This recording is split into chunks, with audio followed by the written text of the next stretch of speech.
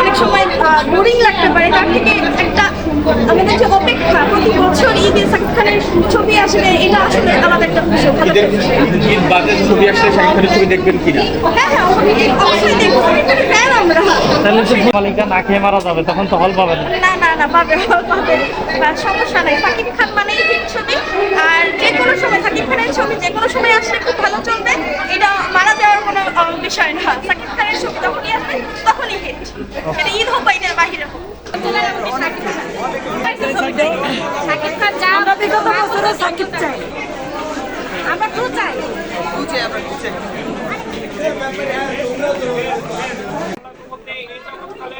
আমি যতগুলো মুভি দেখছি সবগুলো মুভি থেকে বেস্ট, এবং শাকিব খানকে এই মুভির মাধ্যমে দেখে আমাদের মনে হচ্ছে মানে প্রপারভাবে ইউজ করা হয়েছে, এটাকে প্রপারভাবে ইউজ করা হয়নি। ফাইটিং, তারপরে মুভি মেকিং, সব কিছু অসাধারণ, একদম অসাধারণ।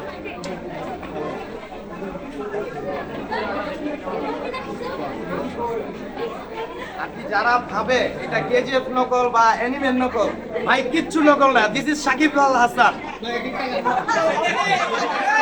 This is Shakib Khan, his masterpiece. এটা হলো বাংলাদেশের মাস্টারপিস, একদম মাস্টারপিস, কিচ্ছু নকল না ভাই, কিচ্ছু নকল না, পুরো স্ম্যাশ হিট, স্ম্যাশ হিট, সব ঠিক আছে, একদম ওকে। ব্যাকগ্রাউন্ড মিউজিক থেকে শুরু করে প্রত্যেকটা কাজ সব আমি সাকিব আল হাসানের ফ্যান তো ভাই, মুখে বাইরে গেছে গা। সাকিব আল হাসান খুব ভালো হয়েছে তো, এখানে কোশ্চেন ম্যাচ আছে ভাই, ইনশাআল্লাহ জিতবে। মাঝখানে না, মিডল সাইড, তো একটু হ্যাসেল করেছি।